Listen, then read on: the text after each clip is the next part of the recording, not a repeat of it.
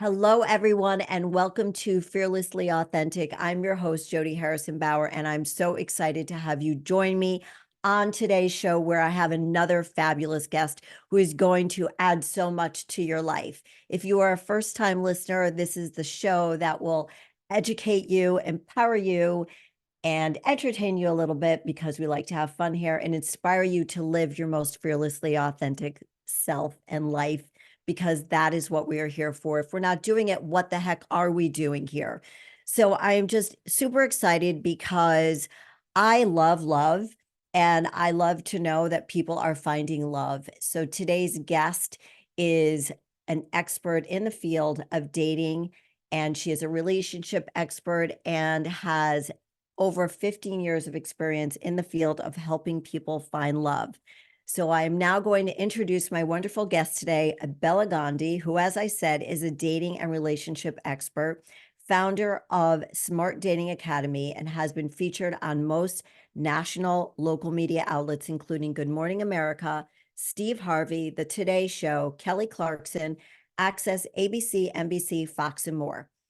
After she graduated with dual degrees in finance and German from the University of Illinois, Gandhi worked in mergers and acquisitions for Arthur Andersen in Chicago for a year before joining her family's chemicals manufacturing company, where she divided time between Chicago and Europe, helping to expand the business. When the Gandhi family sold its business to Fortune 500 company Akzo Nobel, she was asked to remain its leader and become Akzo Nobel Non-Stick Coatings Global Vice President of Housewares. But even as she quickly climbed the corporate ladder, Gandhi had a feeling that her career would one day be taking a sharp turn in a different direction because she discovered her love of matchmaking and providing dating advice. She launched her Smart Dating Academy in 2009. Smart Dating Academy has quickly become one of the nation's top coaching firms and teaches busy, successful professionals to jumpstart their dating lives successfully. Smart Dating Academy is described by its clients like going to Harvard Business School, but for dating and relationships. SDA's coaches become personal trainers for their clients' love lives, helping them to navigate the ever-changing world of online and in-person dating. The SDA coaching program is results-oriented and fun, which helps you to clarify who you are right for, stop old dating patterns, and use technology the right way. Clients become positive and enthusiastic about dating and relationships again and find love. Bela attends more weddings than she can count, and she loves love. Welcome to the show, Bela. I'm so excited to be here. It's such an honor. So sweet of you. It is an honor to have you on here. My goodness. Oh, thank That's you. very generous of you to say that. Oh, you just made my day. Oh, well, you know what?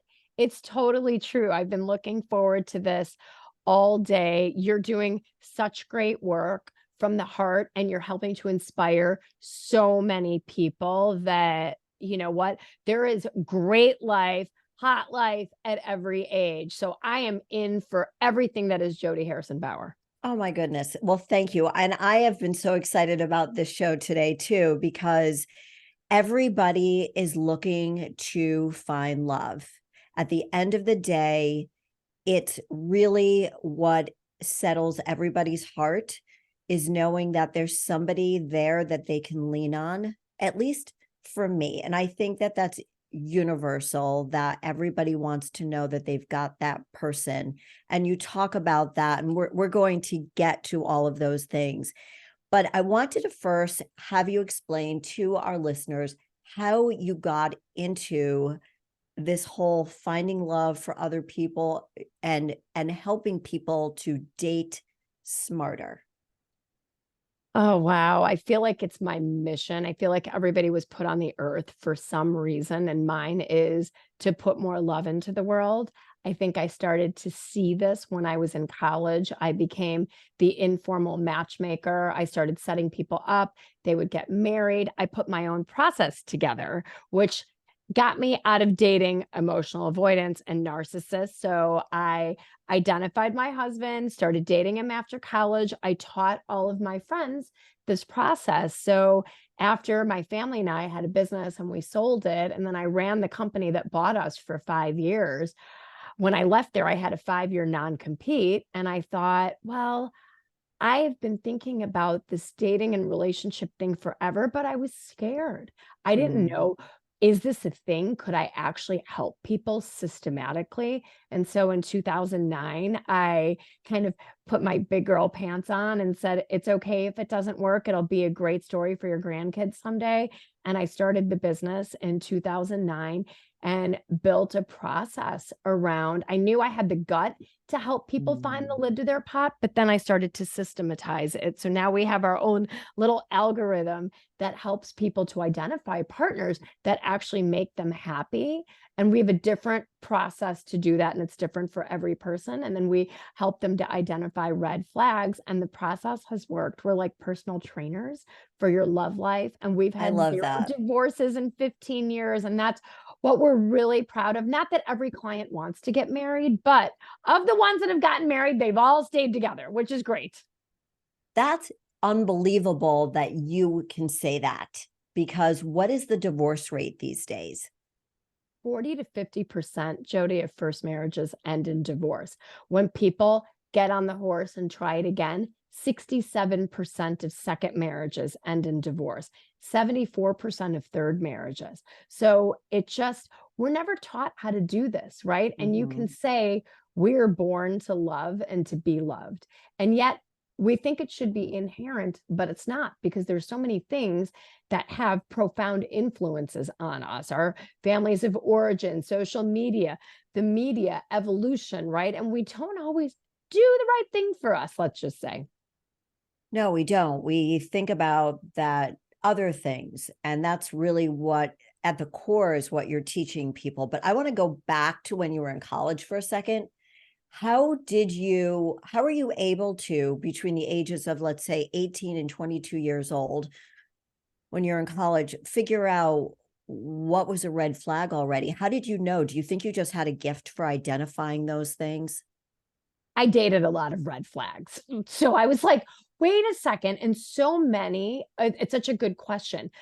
I came out of a high school relationship with a great guy, but I was like, oh, he's really nice and he's really cute. And like, but I want the whole experience. I want to be swept off my feet. I want butterflies. I want to feel like I'm floating on air. Right. And Me too. I dated that guy and I was like, wow, I had the butterflies. I had the grandiose gestures. I felt like I was walking on air until 4 months into the relationship. And then Mm. I was the coolest girlfriend in the world until yesterday, but today I got annoying. I'm like, and I felt I had been unmoored. Like, what just happened? And so I thought about this relationship for so long. And as I got older and wiser and started to do my research, especially after starting Smart Dating Academy, I started to realize that people that don't have robust attachment systems at 4 months can just start to pull away, because after the elevated hormones of estrogen, oxytocin, vasopressin, all of these things that make us feel madly in love, crazily in love, on top of the world, when they start to fade, for people that don't have the capacity to be in a really secure, intimate relationship, they're like, meh, I gotta go. And you're like, wait, what the hell was that?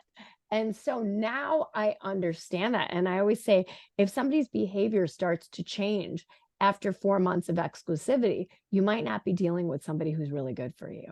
But we don't know this stuff. The education isn't there, right? So what we're doing in our practice is helping people to develop this dating funnel, realize who, for women, we call them high GHQ guys, high and good husband qualities. So who your high GHQ guy is, what the red flags are. And we are literally watching them week over week, making sure that we're not ignoring red flags, that we're not being love bombed, that we're not getting into something too quickly, because at that point, when we settle into something so fast, we put blinders on and we stop looking for red flags because we only have one. Yes. And we sweep them Yes. under the rug until the rug gets too puffy and we trip over the rug. Yes. But do we start seeing those usually after 4 months? Because I've dated a lot too. I mean, I'm now married, my second marriage. I was married for 17 years. I've been married 4.5 years now, but there was like 16 years of dating in between there, of every Tom, Dick, and Harry size, age, mostly almost all younger men, except for my husband is older than me. But how do you wait to that 4 months? So if everything's great in 4 months, you see that red flag, what would you tell a client of yours to keep being aware of that? They're in the relationship. Are they still in touch with you after you? Okay. So My they clients see are with me for a year at okay. minimum, So usually. they see the red flag. They mentioned it to you. How do you alert them to be aware of what is going on in the relationship? Because I think, as you said, that's the hardest thing. And you don't want to see them until you trip over them. That's such a great analogy. Yeah. And so if a client came to us, you know, we're watching that relationship. We are with them through their dating funnel while they're narrowing it down to one. And that's 15 to 20 dates with a person with no red flags before we're even agreeing to be exclusive. So now let's say we're in phase two Oh, and we're wow. exclusive. Yeah, we have a Wait. whole 15 to 20 dates until they're exclusive? yes, I ma'am. love that. We're slow and steady. And people, our society is so fast forward. Like it's like people listen to podcasts on 2X. I'm like, how the hell are you picking anything up on 2X? You're not. You think you are, but you're not. When you're dating in 2X, you think you're looking at the red flags, but you're not. You're missing so much of the road. It's like driving a car at 95 miles an hour. You're not able to see all the scenery. It just looks like a blur. And when you're dating that fast, that's what happens. So we slow things down. The dates are short and sweet. Oh, Yeah. And so we're pacing it. And you've got multiple people in your funnel, right? It's like asset diversification. I'm a finance person by education. So we've got a diversified dating asset base here. And we're making sure that these people are all doing well. And if they show red flags, we kick them out. If there's not chemistry and there's all green flags, like keep dating him. Chemistry can kick over the line. You never know. that's why it's called Smart Dating Academy, because this is very, very smart. But how do you take the emotion out of it? I'm thinking of myself, of course, because I can't think of anybody else I know except for my daughter's dating. But, in my dating life, I mean, it did take me a long time to become exclusive with somebody, kind of, sort of. But how, if they really dig that person, how do you pull them back from spending all that time with that person when they're like, Bella, no, I really like him? How do you coach them like that? It's education. We educate Mm. them before they get into the arena. We're not going to let you go on 5 dates in a week with Tom, right? Even though Tom looks great, you know what? Tom can wait till next week because I want you to have two other guys right now on your bench. And so they like the whole process because it makes a lot more sense and it slows things down and you become a more educated dating consumer. I think we talked about this when we first chatted on the phone. I loved dating, and I think you said you liked dating too, right? Totally. It was so much fun. But maybe I didn't at the time, didn't have a goal. Does it ever get tiring for your clients, or what do you suggest for the ones who don't want to put in the effort? Do you tell them up front, this is going to take effort? This is like a part-time job. It might be like your full-time job if this Here's is the what's thing. important to you. I don't want dating to ever feel like anybody's full-time job. So we Right. have it broken down by the process. So once we quote unquote get somebody, let's say launched on an app, for example, I want you to spend 15 minutes in the morning, 15 minutes in the evening. And it's like no different than how you would put physical fitness into your life. You don't want to be at the gym for 12 hours a day. Right. Right. At a certain point, there's an inflection point that where it's not really going to help you at a certain point. So you want to maximize, and there's no need to put in more than Because 30 minutes. otherwise you burn out. You burn out, and then I have to put you in what I call dating detox. And so I don't want anybody to get into dating detox. So it's just little snippets a day. It's like if you can't go to the gym, at least park in the farthest spot in the parking lot, get some steps, maybe take the steps to your office. That's the same thing with dating. Give it 15 minutes in the morning, 15 minutes in the evening. I don't want this to be your full-time job. I want you to be gainfully employed. I want you to have a diversified life. Spend time with your friends, work Right. out, all of those things that make you happy, because a happy person is more attractive. Right. And they need to have that balance. It can't be all about dating. It's No. just, it can't be, just like it can't be when I'm training people. It can't be, you must, as you just said, you can't spend 3, 4 hours at the gym every day because you're going to burn out and do it every day. It just won't work. And then it's not fun. And then you're not happy when you're going to the gym. And I get that. So explain to us how you onboard somebody. Somebody reaches out to you. Can you take us through that whole process? If that makes sense to you to explain that to everybody at home. Yeah, absolutely. It's kind of like, I mean, and using the trainer analogy is a good one, right? Because I can kind of give you the top level things that we do, because it's going to be different based on if somebody, is coming in and they're 28 years old and they want to get married and have kids versus somebody who's like, you know what, marriage and kids kind of like, we're good. I just want the lid to my pot. So typically our process I starts love with that. Oh my God, you're so cute. I cannot stand this. I love that. The lid to my pot. Oh, a pot is complete, right? And you are complete on your own and super functional, right? But a lid is just the perfect accoutrement to the pot, but the pot functions without the lid. mm, You love don't you. need a lid to complete you. Yes. Okay. I won't interrupt again. Go ahead. No, please do. I love it. You're the best. We have our clients fill out an extensive dossier of questionnaires, starting from family of origin, what they saw at home, Mhm. all of your significant relationships, what worked, what didn't work, what was their responsibility, what was yours. And then through that constellation of data points, my team and I kind of huddle together. We know kind of what is going to be good for this person, what red flags they might be prone to. Then our first meeting is called the Jumpstart. It's 3 hours. It's amazing, Mm. life-changing, transformative. Like people like 3 hours. Oh my God, what are we going to do? I'm like, it's going to feel like 5 minutes when we're done. And people are crying and happy because we've put together an entirely new rubric, Jody, of Mm. who the love of your life is going to be. And then we teach you all about the red flags. We have them phased out in 3 phases.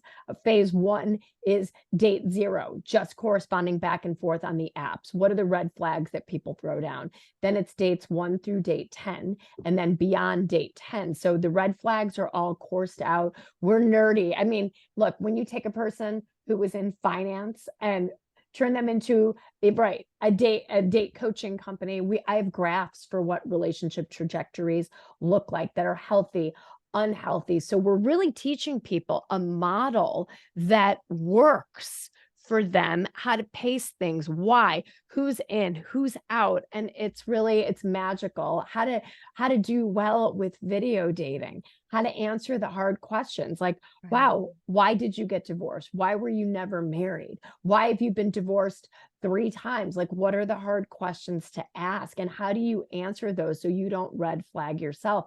How do you ace video dates? Never, ever go on a date with someone unless you video dated them. There's no reason. My job as their dating coach is to protect your time and your energy so that, because dating is a marathon, it's not a sprint. You're not going to agree to go have dinner with Joe Schmo because he's got 5 good photos and 200 words and you've texted back and forth. Put Joe Schmo on a video date, because that's where you're going to see, was that photo 30 pounds ago or 5 teeth ago or whatever it was. But that's when that person comes to life. And 15 to 20 minutes will tell you everything you need Okay, so you're before you go in suggesting person. I'm thinking of my daughter right now who's 30 years old. And she's on a few apps. Yeah. So does she request that they get on Zoom or Oh, yeah. FaceTime Oh, yeah. first? Well, all the apps, Jody, have video built in now. So Oh, you I don't didn't even know have, that. yeah, you can literally click a button on Match and be on a video call with somebody. Don't ambush video call someone, like schedule it so you can zhuzh Right. up Right. and then do your video, right? So, but you can see right now, you and I are on a video chat. If we were just doing audio, you would say, "Oh, this is fun." But now that we're on video, you could be like, "Oh my God, I really want to meet her." Like that we've chemistry, and oh, this is just so fun, because video brings what was 2 dimensions into 3 dimensions. That's great advice. So they do.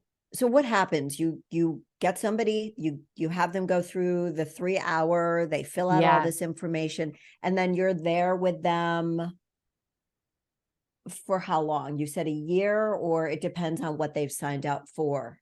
It depends on what they've signed up for. We typically do 3 months or 6 months or 12 months, but I would say 95% of our clients do 12 months. But after the jumpstart, then we have a photo studio in Chicago. Everybody, whether you're coming from Manhattan or Manhattan Beach, California, or Dallas, everybody comes to Chicago to do our photo shoot, because photos couldn't be more important. And all the research shows we don't have great photos of ourselves, and we don't pick the best photos of Oh, ourselves. So interesting. I have a makeup artist, a studio. We help every client pick their outfits before they come here to best position yourself to maximize the quality of candidates you're going to get. So you do a photo shoot. I wrote a workbook during COVID that produces the perfect online profile. And so our clients write it using the workbook. We help to edit it. And then once you, quote unquote, let's say launch on an app, then we're in your inboxes with you. We're not like, "Oh, put on some lipstick, have a good date." I'm like, "Okay, this dude has 4 red flags. This woman looks 50 shades of crazy. We're done. Let's get her out." We have dating Wait, you're in the scorecards. inbox with Oh, them? girl, we're Oh my God, in I love it. this. I've got 100 people's logins on my screen for every site, every app for all of our clients. Oh, I would have loved this when I was single. Oh my God, you're helping so many people. I could think of a whole bunch of people right now who could use you. That, Oh, so what is the average age of a woman and a man that reach out to you? it's funny. Today we onboarded a 26-year-old guy from Chicago who was in IT, and his parents met someone I know at an event, and they invested in us for their 26-year-old son and their 32-year-old daughter, right? So, but on average, we are more catering to people in their mid 30s to, let's call it, their 70s, just because we're more of an investment. But Right.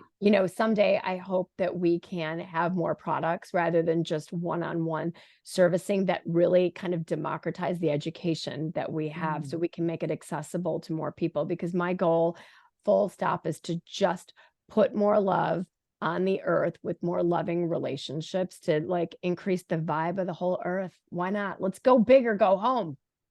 Oh, and I believe that you're going to do it. You've been Oh, doing this thank for how you. many years have you been doing? 15. 15. Yeah, you're still going strong here. You have so much more love to share and help people. I can feel it. Oh I my can really gosh. feel it. I'm going So, to show you this. Like, I get texts from clients. "Hello, my beautiful friend, sharing my 3rd wedding anniversary with you." oh, Right? "Could you just squeal with joy? You have waved your magic wand and the magic is still happening. Thank you."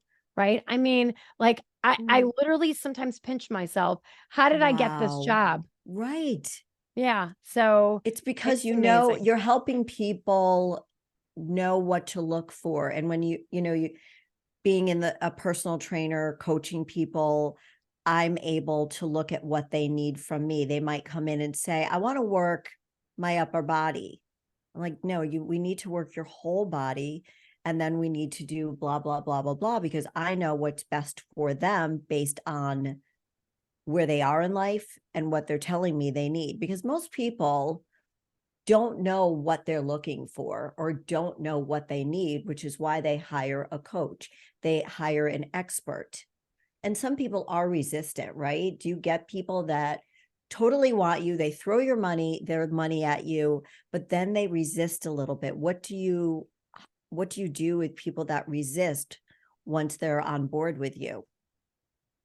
I mean, we have some pretty candid conversations. Like, Yeah. how can I be the best coach for you? Mm, You right. tell me, what do you need? Right. And so, because I coach people in a way that I would want to be coached. Okay. If someone's not following a process, it's like, okay, how can we make this better for you? Mm, Right. Because clearly you're resisting. Where is right. the resistance? Are Right. we in fear? Are we in avoidance? What's Yeah. going on? Why do you want to race off and do the same thing that you've done in your last 4 relationships? You want to do this again. Why are you resisting the right path? What Mm, in this? What's triggered inside of you where you want to go do the same thing again? perfect. Perfect. All right. I want to ask you about dream guy, dream girl list. And if I have this right, the elevator people in your life. Mm, So I'd like to really talk about that in detail. yeah, this is such a special thing that we do with our clients, and it really helps to suss out like the stuff that we want versus what we need.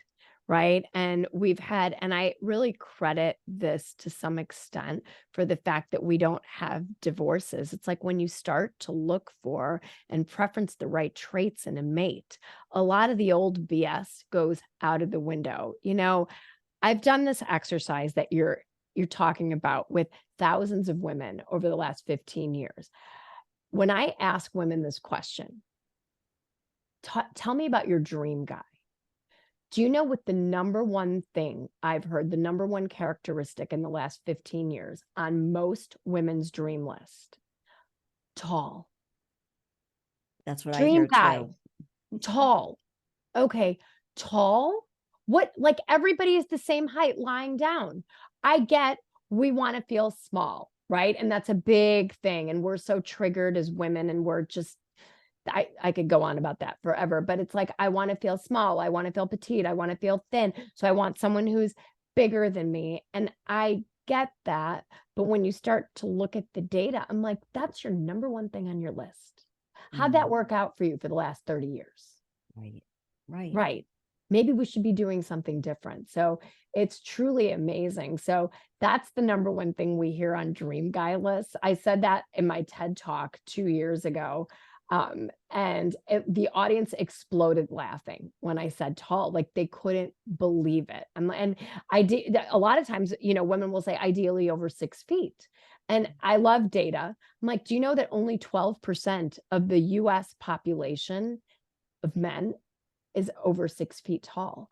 That means if you came to me and said, Bella, I'd really like someone who's 6 feet tall or over, I'm like, I want you to imagine a room of 100 guys right now. Mm, And when you say over 6 feet tall, you've just told 88 of them to exit, and only 12 of them are left. You haven't even talked about age, religion, ethnicity, education yet. That's what these parameters that online dating kind of puts on us, force us to do. It's called percentage multiplier. Every time you specify something, you've told all those other people to leave the room.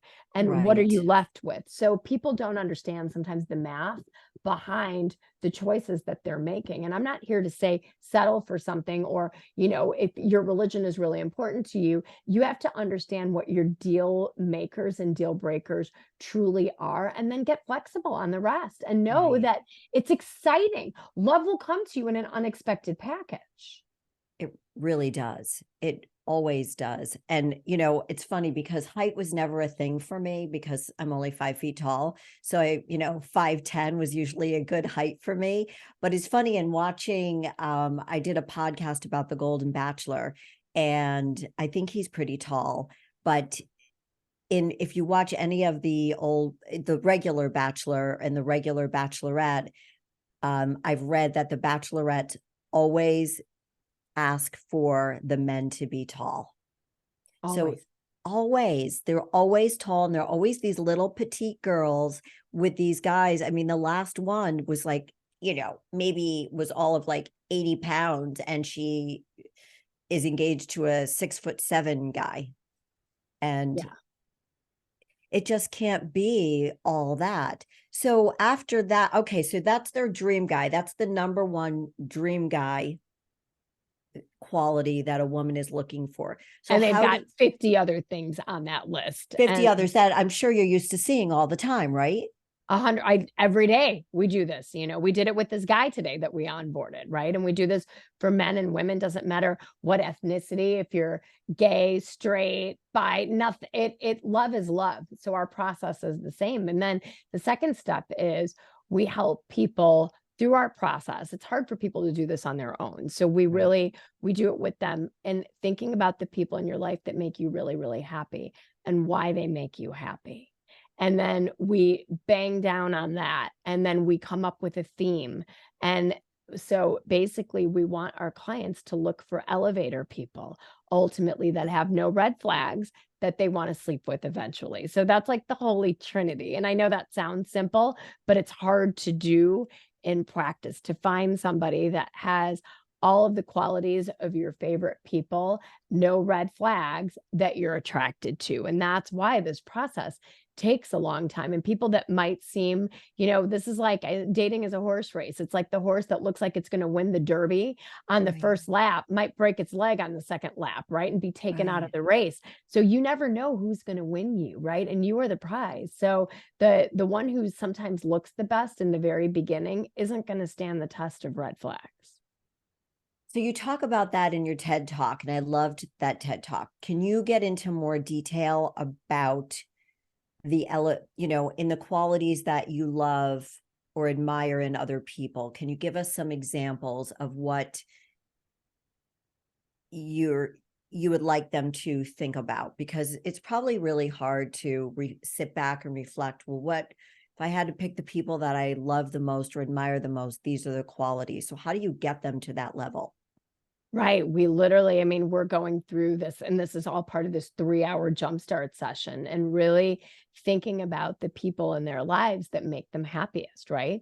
I could ask you, Jody, who are your elevator people, the people that make you happiest? Think about who they are and think about why they make you happy. This isn't your best friend Samantha because she's gorgeous and adventurous and always up for something fun, and she's got the best shoes. That's great about Samantha, but that doesn't talk about what she gives you in your relationship. So it's kind of this complex thing, this exercise that we do with our clients, and then we look for this theme together, and then that becomes the focal point, these elevator people, and looking for the common theme. I tell them, I want you to define the people in your life that make you happiest. We're going to look for why they make you happy. And when you're dating, I want your partner to make you one thing: happy. So why wouldn't we look at the people in your life that make you happiest? It's like nobody's connecting these dots. And so it's like, oh shit, that's amazing. Sorry, I don't know if you can swear on your show. Yes, you can. and so and so that's, it's like a trick, not trick, right? It's like, think about this logically. And why wouldn't you want someone that made you feel happy, right? And think about it, that maybe is your cheerleader or supportive, and everybody's lists are, different, but it's about that consistency and that thought, and dating deliberately and consciously. Because here's the insidious thing: people will be like, oh my God, I was married to a narcissist and then another one, and I could write a book on narcissists. I'm like, yeah, Right. right. But you know what? When you get back into the arena you do the same thing all over again. It's like when people are, Right. this is a terrible analogy, but it's like people that are, in recovery for alcohol, right? And it's like, okay, it's great. And you can go through all the steps, but what happens when you step foot into a bar, right? Don't step foot into a bar. Basically, it's or have someone with you that's going to be like, and now we're done, and now we're That's leaving. time You've to had your go. Diet Coke.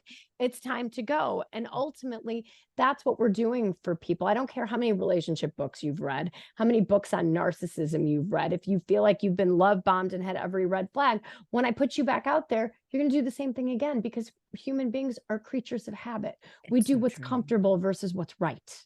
Right. It's going into that, also that discomfort, because when we feel uncomfortable, that's where the growth takes place, but it's very uncomfortable. It's that messy middle that it sounds like that's where your expertise comes in, is that messy middle that everybody wants to ignore. Oh, I got this. Oh, I know this. But it would be so reassuring to know that they've got somebody like you coaching them that's not going to let them fail again if they put in the work, right? It's like with anything that we do in life, if we put in the effort and we've got the right teachers and coaches and experts in our corner, we're going to succeed if we do what they say we're going to do. I used to say to my clients all the time, if you listen to what I tell you to do, you will reach your goals. Now, not all of them did, but the ones that did, they won their fitness shows, they got married, they got a new job because they felt better in their bodies, right? I wish I lived by you. I'd be in your studio training with you every day if you would let Oh my me. God, we would have so much fun.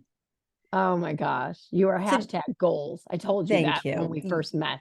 You are so well, so are you. I mean, what you're doing right now is incredible. So, I've heard other dating coaches who are not like you, but you go through TikTok, you go through Instagram, you see young, older, all different ages talking about dating. And some people want to say, this is how you should dress, wear your hair. Um, you need to be fit if you want to find this kind of man. What do you help people, um, get the right grooming, or maybe suggest that they see a trainer? I mean, how do you deal with those types of things, the physicality, but also it's health wise? When I'm talking about fitness, it's inside and outside. But maybe you think that Lisa should change her hair from pink to her brown hair. I don't know. I'm just throwing these things out. What do you suggest? Yeah. I mean, I think I will always give people recommendations and Mhm. guidance.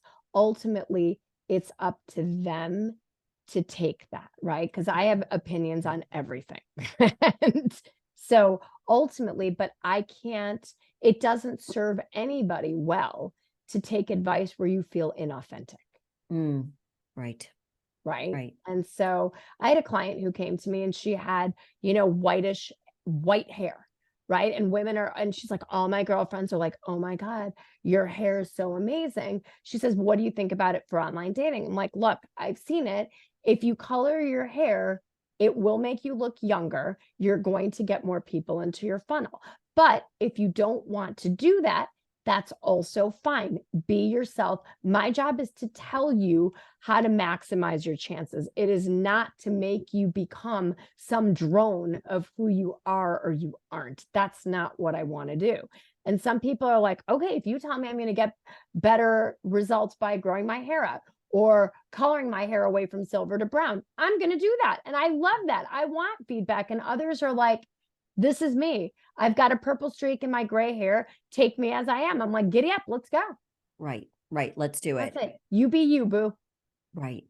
And in being a better communicator, let's just say they're doing online dating, how do you help people communicate better? Because I remember back in the day, you want to be cool with your responses. You want to be, let them know you're interested if you're interested in, but not too interested, and be flirty, right? How do you help people communicate better?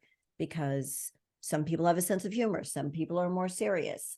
For me, I was more serious, but I was trying to be like light and cute and flirty. How do you help people as I'm stumbling How did over that my work words, with you? How ask did you the that questions? how did that work for you? It sounds like you were saying, I'm more serious, but I tried to be flirty. Was that hard? No, it was really easy for Good. me. And and then I found myself being light. The deep Jody, the person that's way deep inside of me, I'm very serious about everything that I do. I am not lighthearted at all, but I can be. So in those situations, I was. And, it once you get to know me, you knew that I took things seriously, but I'm not boring. So it was fun. I loved being like that. You sort of can be like anybody you want to be. And that's what Oh, I think is cool. That's what I think is cool about dating. think about yourselves as diamonds with many facets, Right. right? And people have many facets.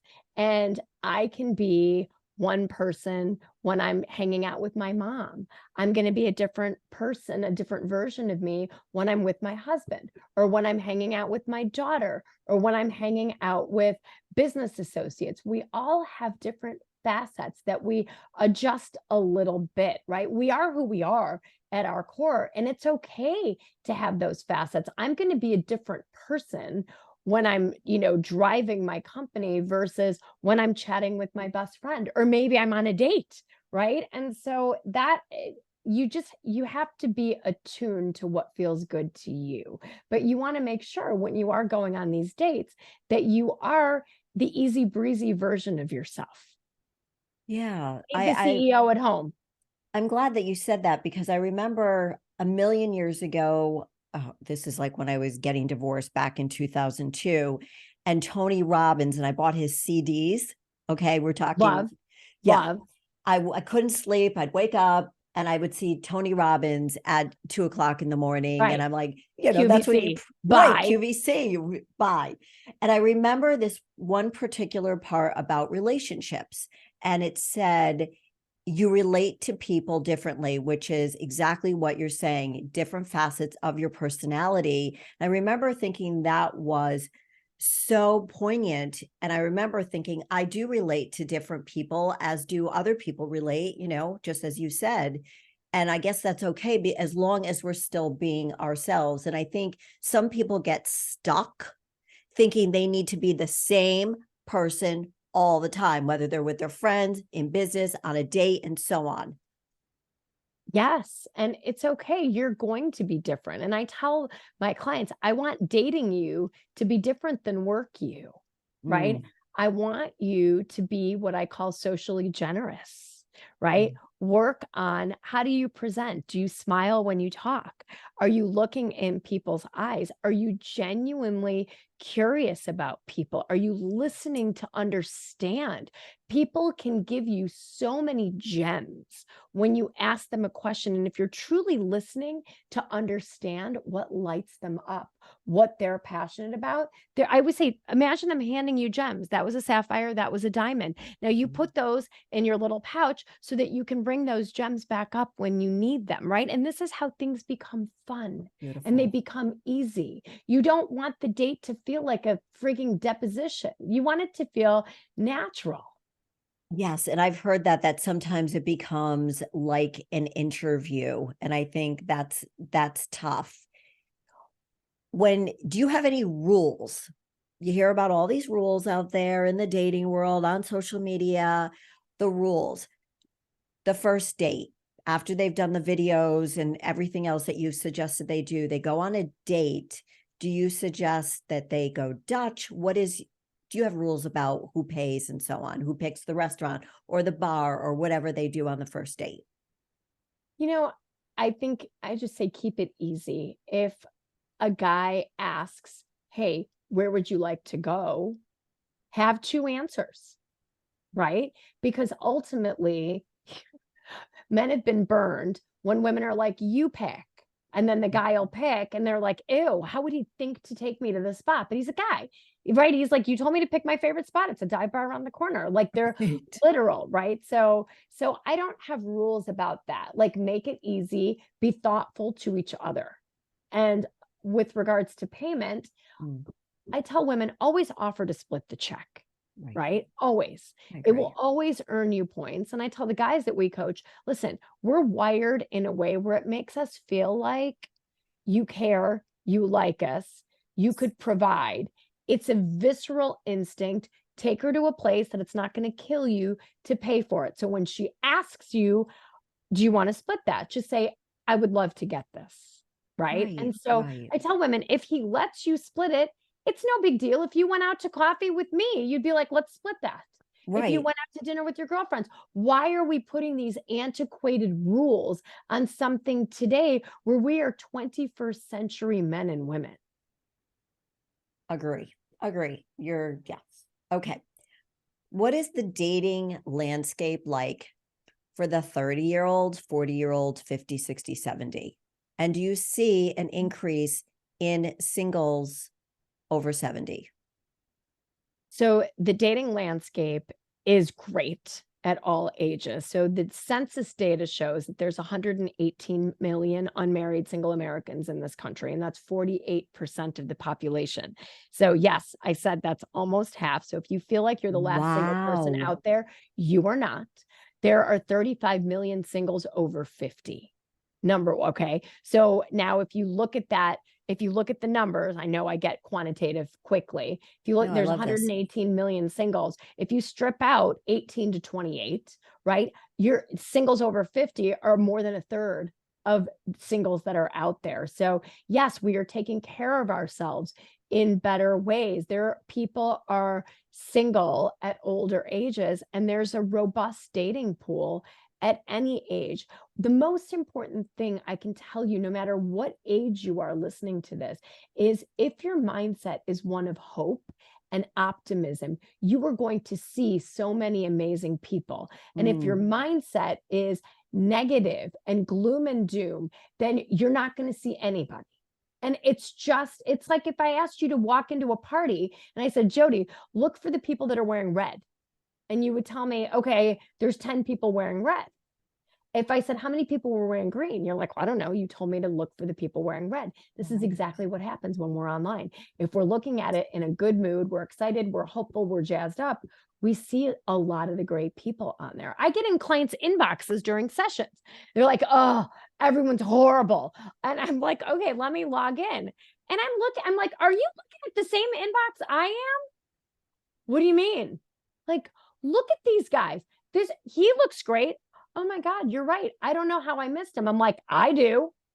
You were in a gloom and doom mode and you missed it. And this is how we've been so successful with people, is we know these are the little pitfalls they fall into. So we're in there cleaning up, sweeping up, going, before you delete somebody, I want to see who it is. Every love story I can tell you that we've authored, which is a hell of a lot of them, are like, oh my God, Bella made me message this guy because she liked his smile. Lindsay said she thought that he had a great tone, or I would have deleted this guy. And now they're married. Wow. It's Wow. This is amazing. such a great service. Wow. Oh, thank Everybody who's you. listening, who's single or soon to be single, needs to work with you. This is amazing. This is Oh, really amazing. And for everybody also listening, you're not a matchmaker, you are helping people date. Because I think sometimes that gets a exactly. little confusing, right? Maybe? 100%. I'm like Okay. the equivalent to you in your training practice, right? It's like, okay, let's look at each person, look Right. at what they say their goals are. Like, right, I just want to work on my arms. You're like, you need to work on more than your arms. To get to your arms, we've got to get to your core and your legs and your glutes, and everything works together. And then we've got to look at Right. your diet. We're very similar to that. So yes, we are not matchmakers. We're doing something far more effective than matchmaking. A matchmaker, Tinder's a friggin' matchmaker, Bumble's a matchmaker, right? You can pay a matchmaker $200,000 and they might have someone in their database for you, or they're going to go to Tinder to find someone for you, right? And Right. at that point, they're not helping you vet for red flags and green flags and Right. telling you this is a good bet for you. And how are you showing up? And what are the questions you should ask? Because our business aligns 100% with the interests of our clients. Could you share the story about and like about the woman who was looking for a tall man. Do you remember you told me this story? And then she ended up with a man that she never thought. She was in her late 30s without giving her name or anything. You know who I'm talking I'm about? trying there's so many. I'm trying to think of which story I probably She went told you. Harvard. And she Harvard. wanted a tall yeah. Okay. She lives in New York City and I she was told this story so many times. I called my daughters up right away and I was like, you have to hear this story.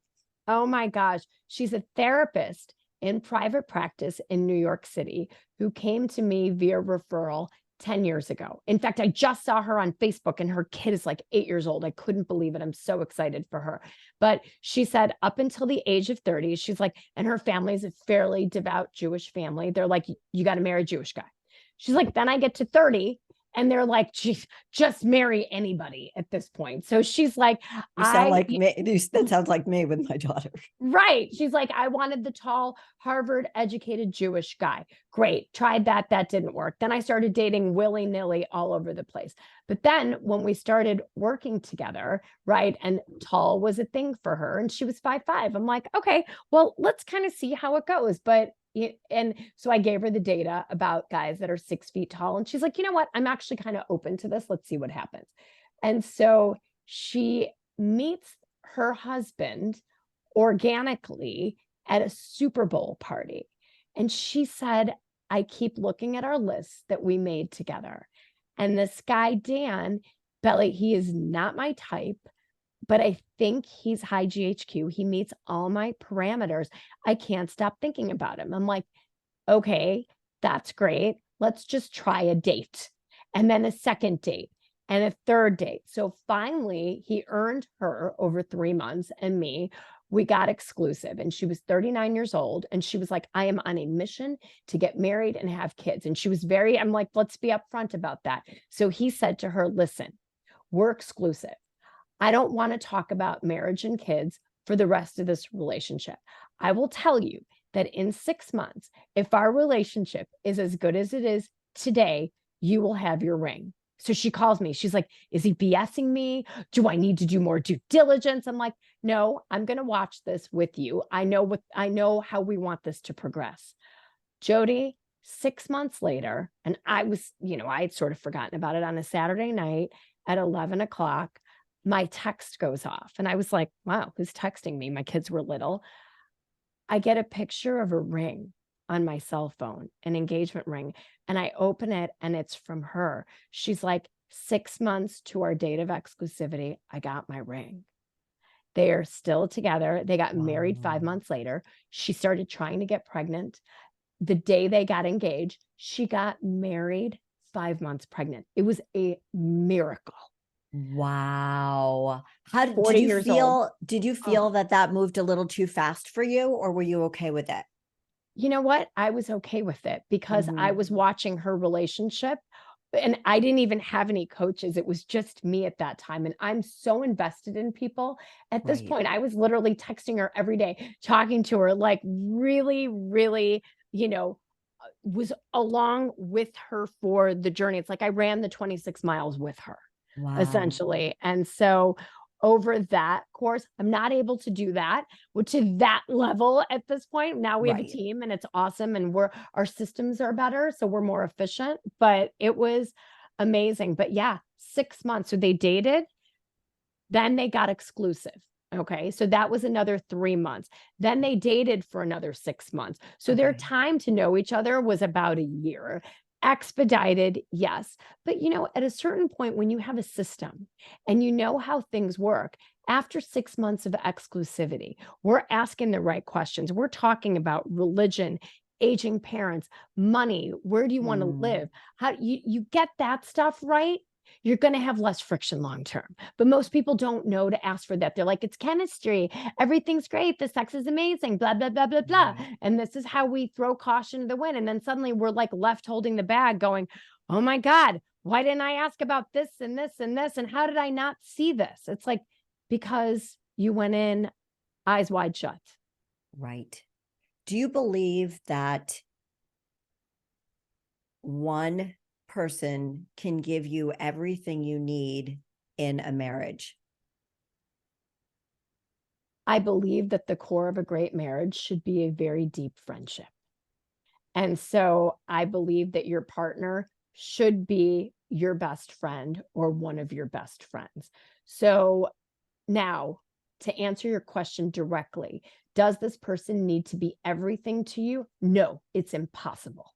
You might love the ballet and he doesn't. Have your ballet friends. You don't need to convert him to a balletaholic, right? He might want to watch football on Sundays and you could care less. Go to the gym on Sundays. You are Right. not looking for a mirror image of yourself. And common interests sometimes make things easier. I don't really care about common interests. My parents have been married for 53 years. My mom goes on travel groups by herself with single people and couples because my dad doesn't want to travel and now can't travel.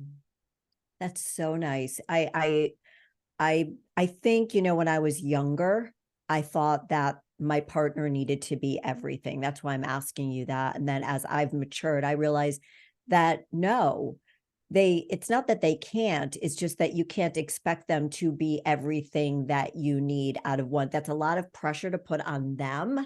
And then the expectations for you might be disappointed. There needs to be, I think, that independence or accepting, yes, you like football, I like the ballet. You go watch football with your friends, I'm going to the ballet, or I'm going to travel. And having that openness and that respect for what each other loves and likes to do. I think that's really important because if you think about your best friend, you do want them to do what they're happy and you want to be a part of their life. Yes, exactly. And most likely you've got a couple of different best friends or close friends, and you love them uniquely for different reasons, Right, right. right? Another thing that I wanted to ask you was, we talked about this, peak dating season. It's right around the corner, isn't it? Yes, it starts December 26th. The busiest online dating day of the year is predicted to be Sunday, January 7th, and usually around 8:52 p.m. Eastern Standard Time is the busiest minute of the busiest day. I swear to God, it's so crazy. So I, run the circuit of the New York talk shows around this time of year because everybody wants to talk about the dating Super Bowl. So get your photos in shape, get your profiles in shape, really have a plan and a strategy to take advantage of peak dating season because app memberships spike 50 to 80% during that time period. It's like gym memberships.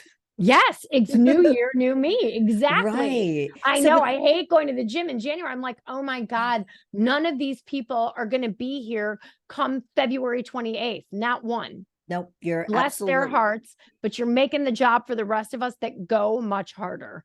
right, right. So December 26th, do you think that's because they've had time to think about, let's just say Christmas, and they start thinking about the new year coming? Yes, Yeah, that's what exactly. I So think Christmas too. is done. The holidays have driven home. I really want a partner. I want the lid to my pot. Then we're making resolutions January 1st. So suddenly there's this siege of people that are getting online on that Sunday. And Sundays are usually the busiest days of the week on the app. So it's so interesting. My birthday is December 27th. Oh my gosh, no way. Yeah, busy time of year. No, it's a tough time of year to have a birthday because everybody's busy and then Oh my gosh. but I love it. I think it's a magical time of year. Oh my gosh, I'm going to be buzzing into New York the morning of the 27th, and I leave on a 10 a.m. flight out. Oh, I might be in the city on the 26th. We'll be in touch. Oh my Um, gosh, absolutely. wow, I can't believe time is over already. We sped through this whole thing. Are there any last words that you can leave our listeners with about any struggles they might be having in their dating life and what they can do to maybe change something, like one quick tip if they're online dating? If you're online dating, you know what? I started a podcast 2 years ago. Check out the Smart Dating Academy podcast. If you're not ready to invest in a dating coach, there's 110 episodes on there, tons and tons of free information. Get yourself educated by people that are in the arena with people all the time. It's called the Smart Dating Academy podcast. You can get it everywhere you get your podcasts.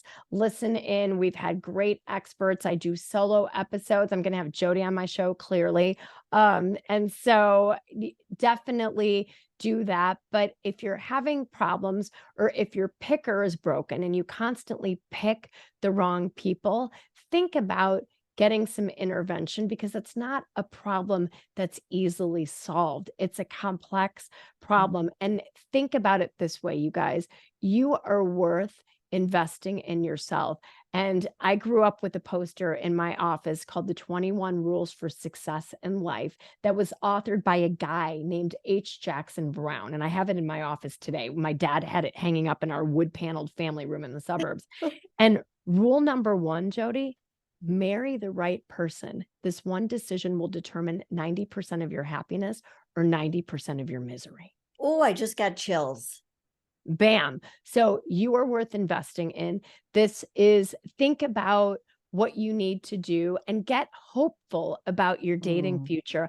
I believe I am the chief psychotic optimist at Smart Dating Academy. Love exists for every single person that wants it, and that includes you. And I want you to take my optimism and hope, and I want you to drink it up, gulp it down with a straw, make a plan, and do something different for your dating life to find love. God, I love you. Oh my I goodness. love you. You have given us so much to think about. Wow. Bela Gandhi, thank you so much from the Smart Dating Academy. Please give us all the links where we can find you. I know you mentioned your podcast. I'm going to leave all the links in the show notes. Oh, follow me at Smart Dating Academy on Instagram. I would love that. We've focused on coaching. We haven't focused as much on social media. So follow us on Smart Dating Academy. And we post every day. We're here to help you in any way you need. Thank you so much. And everybody, thank you so much for listening. I am sure you've learned so much.